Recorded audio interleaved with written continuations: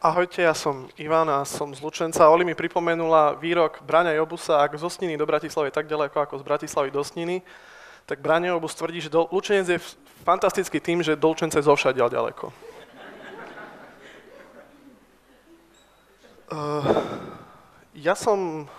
Ľudia ma nazývajú občianskym aktivistom a problém je ten, alebo ja vnímam ako hlavný problém, možno začnem takto. Hlavný problém občianskeho aktivizmu v malom meste je ten, že keď robíte občiansky aktivizmus vo veľkom meste, tak ste viac menej chránení akousi anonymitou toho veľkého počtu ľudí, ale ako náhle robíte občiansky aktivizmus v malom meste a začnete sa venovať aktivitám a dobrovoľníctvu v oblasti, ktoré nie sú verejno prospešné všeobecne, ako organizovanie koncertov a podobne, a začnete sa zaoberať takými dosť problémovými otázkami, ktoré trápia to mesto, tak v tom momente začnú riešiť, že nie je to aktivita niekoho, ale aktivita konkrétneho človeka, ktorý má svoju rodinu, má svojich priateľov a hneď vás začnú spájať s nejakými skupinami a podobne. Ale asi vám rozpoviem teda ten príbeh. Máme už 4 roky, sa snažíme robiť v Lučenci niečo. Na začiatku sme začali robiť diskusie, lebo však všetci robia diskusie, budeme robiť diskusie aj my. A o čom diskusie? Budeme robiť diskusie o verejnom priestore, lebo ten nás zaujíma. Čo bol hlavný problém? Na našej diskusii, aj keď sme si pozývali naozaj dobrých hostí, dobrých rečníkov, vždy chodili tí istí ľudia, rodina, známi, priatelia, a s nimi sme nevedeli veľmi riešiť nejakú otvorenú debatu o problémoch, pretože väčšina z nás zdieľala rovnaký názor a nedokázali sme rôznymi a žiadnymi formami médií akokoľvek prispieť alebo príjmeť ľudí k tomu, aby začali chodiť na tie diskusie, tak sme si povedali, že my začneme chodiť medzi ľudí a začali sme organizovať verejné diskusie priamo na ulici, priamo na námestiach a diskusie o témach, ktoré v tom čase rezonovali v meste. A na základe tejto aktivity nás oslovila aj samospráva, alebo my sme oslovili samosprávu. A na začiatku hneď sme si povedali, že proste nebudeme o tých veciach iba hovoriť, ale budeme sa snažiť prinášať nejaké produkty a nejaké aktivity, ktoré tie problémy, ktoré mesto má, budeme nejakým spôsobom reflektovať. A prvým problémom v mestách, či v malých, či veľkých, je doprava a rozmach statickej, dynamickej dopravy. A začali sme poukazovať na to, že vznik neustále nových parkovacích miest, nových parkových miestach nie je ten správny spôsob, ako tvoriť mesto, ale začali sme sa baviť o tom, ako tie plochy, ktoré využívame na parkovanie, alebo ktoré môžeme byť využívané na parkovanie, môžeme zmeniť. Preto sme sa zapojili do celosvetovej kampane Parking Day a každý rok vlastne organizujeme túto akciu v meste, kde iba na jeden deň vlastne meníme parkovacie plochy na galérie, kaviárne, otvorené ateliéry so základnou umeleckou školou. A ľudí to spočiatku prekvapilo, potom ich to zaujalo, ale čo bolo pre nás úplne najpodstatnejšie, že do týchto aktivít sa začala zapájať aj samospráva, organizuje takú keby cyklotrasu alebo nejaký taký cyklopretek mestom po tých najproblémovejších úlohách a analýzujú, čo sa dá zlepšiť na jednotlivých komunikáciách a podobne. Do toho sa zapájajú ďalšie organizácie, ktoré organizujú podporné kampane. Toto je bicykel Petra Kolára, ktorý vyštudoval tu v Košiciach Akadémiu umení. On robil takú podpornú kampaň, to obrovský bicykel z 500 študentov z Lučenca, takisto na rozvoj ako keby iných foriem mobility a podobne. Čo ale bolo pre nás najzásadnejším, že tieto všetky aktivity, ktoré sú dobrovoľnícke, ktoré iba zlepšujú a oživujú nejak verejné priestory, sme dokázali pretaviť do reálnych projektov. Tuto je záber pomerne nekvalitný, tak čo sa ospravedlňujem, ale na jednu ulicu v historickom centre mesta, ktorú sa mesto rozhodlo rekonštruovať. Tá ulica Hoc bola ako keby v pamiatkovom chránenom území, slúžila viac ako parkovisko, ale tým, že my sme 2 alebo 3 roky robili tieto aktivity a mesto si začalo uvedomovať, že nie je cestou len budovanie tých parkovacích ploch, ale naozaj na prvom mieste má byť cyklista a peší, tak sme ich primeli k tomu, že ako keby z tej ulice čo najviac, ako sa dalo, vylúčili dopravu.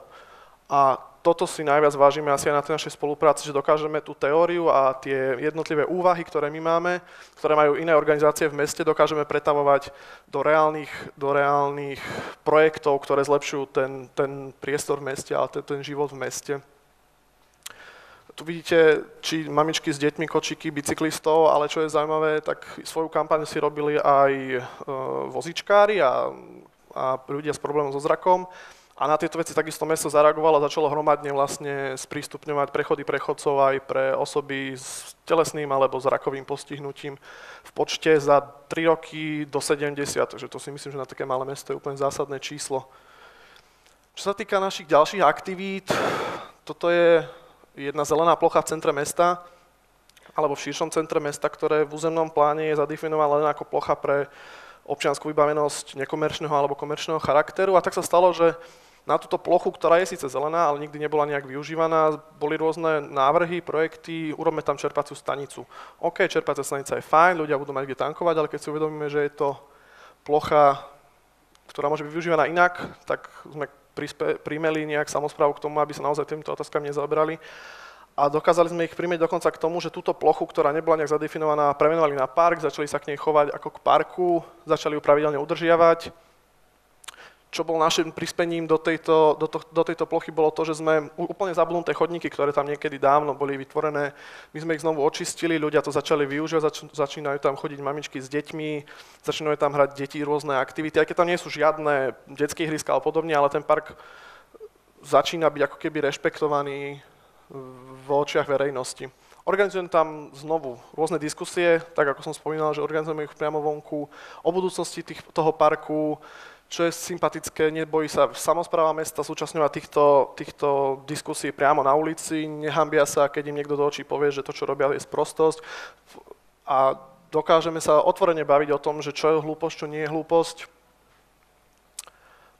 Toto sú zábery z takých organizovaných akcií, ktoré tam robíme.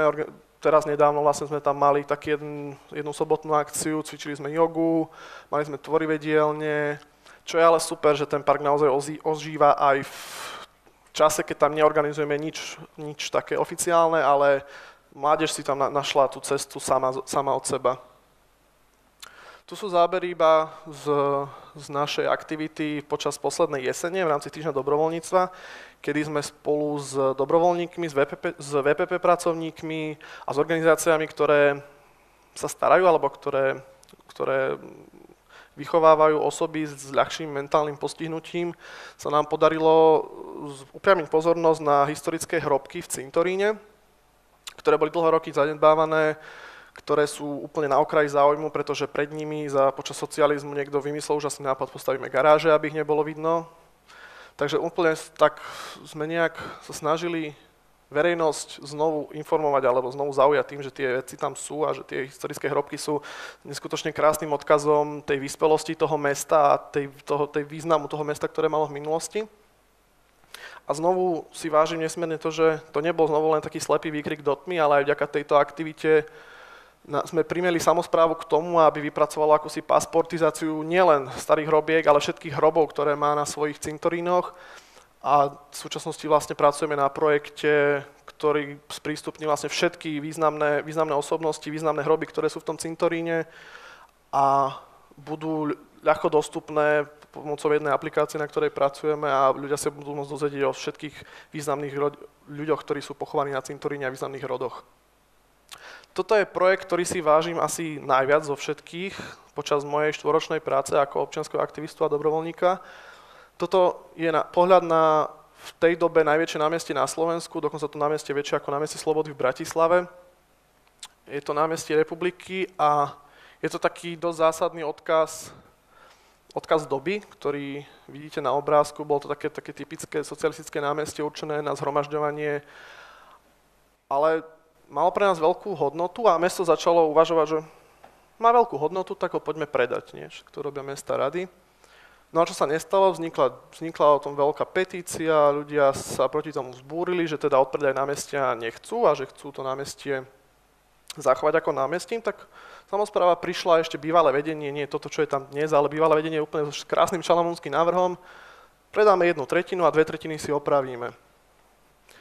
Čo sa ale nestalo, vidíte, ako ten projekt komunikoval s tou neopravenou časťou, neopravenú časť samozrejme predali, jednému, druhý, tretí investor sa tam striedal v rámci toho súkromného pozemku. A ak si všimnete, tak tu je jedno umelecké dielo, tedy fontána,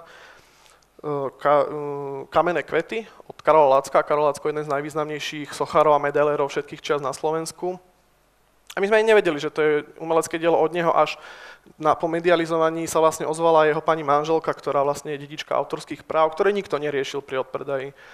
A ozvala sa, že je rada, že sa ako keby začína hovoriť o tom umeleckom diele, lebo my sme tú diskusiu, čo ste videli na tom druhom slade, to bolo práve o riešení tej zvyšnej časti námestia, že je rada, že sa niekto zaoberá touto otázkou a chcel nás iba informovať, že to dielo je Karola Lacka.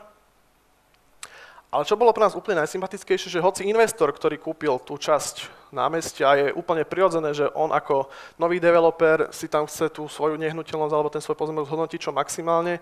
Nebudem hodnotiť to, že či to nákupné centrum do centra mesta patrí alebo nepatrí, jednoznačne nepatrí, ale už tam je. Ale čo bolo pre nás úplne zásadné, že to dielo, na ktoré síce on nemal autorské práva, ktoré neskôr ale získal nejakým spôsobom, neviem úplne akým, ani vlastne vdova po Lackovi si to nevie vysvetliť, si povedal, že dobre teda, keď má to umelecké dielo hodnotu, tak poďme ho zachrániť. A to bol znovu veľmi sympatický krok. V Bratislave bežne sa stáva, že pri výstavbe v Ružinove známy prípad, že pri výstavbe Lidla vlastne tam zničili umelecké dielo, ktoré, ale ten majiteľ Lidla alebo ten investor nemal šajnu, že to umelecké dielo má nejakú hodnotu.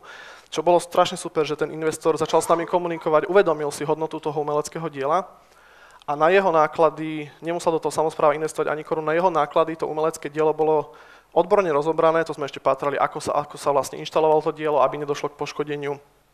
A celé vlastne to rozobranie, uskladnenie a následné osadenie na inom mieste, ktoré bolo predmetom tiež dlhých diskusí a veľkých problémov, celé to osadenie znovu zainvestuje ten investor a som strašne šťastný, že tento počin sa udial a dodnes vlastne, alebo ešte v tejto stále neviem o tom, že niekde na Slovensku, v Čechách alebo v okolitých krajinách sa udial takto zásadný počin s umeleckým dielom, ktoré má 8 metrov na výšku a 15 metrov na podorysné rozmery, takže je to obrovské dielo, ktoré sa podarilo zachrániť aj možno našou aktivitou, nehovorím, že len našou aktivitou, ale aj tým osvietením možno toho investora, takisto aj záujmom samotnej samosprávy to riešiť nad rámec svojich povinností, keďže to ich pozemok už nebol. A to, čo vlastne ďalší z projektov, ktorý realizujeme práve teraz, je projekt Architekti v meste a to už vlastne súvisí s tým, že ja ako pomaly končiaci študent architektúry a urbanizmu vlastne chcem odovzdať niečo tej samospráve úplne aj v tej najúzko vyprofilovanejšej oblasti a to sú návrhy riešení niektorých problematických zón. A tu je len záber z verejnej diskusie úplne na začiatku toho celého projektu s občanmi. Zorganizovali sme 2 tie verejné diskusie. Po vyhodnotení študentských prác, ktoré sa študenti navrhovali, bude znovu verejná diskusia, ľudia budú znovu pripomienkovať tie návrhy a na základe všetkých týchto informácií od študentov, od tých obyvateľov, od odborníkov, ktoré zozbierame, tak na základe toho sme primeli samosprávu, ktorá má 27 000 obyvateľov, aby buď na jeseň tohto roku, alebo na začiatku budúceho roku vypísalo 2 urbanistické súťaže, čo si myslím je tiež úžasná vec. To je asi všetko, čo som vám chcel povedať. Ďakujem.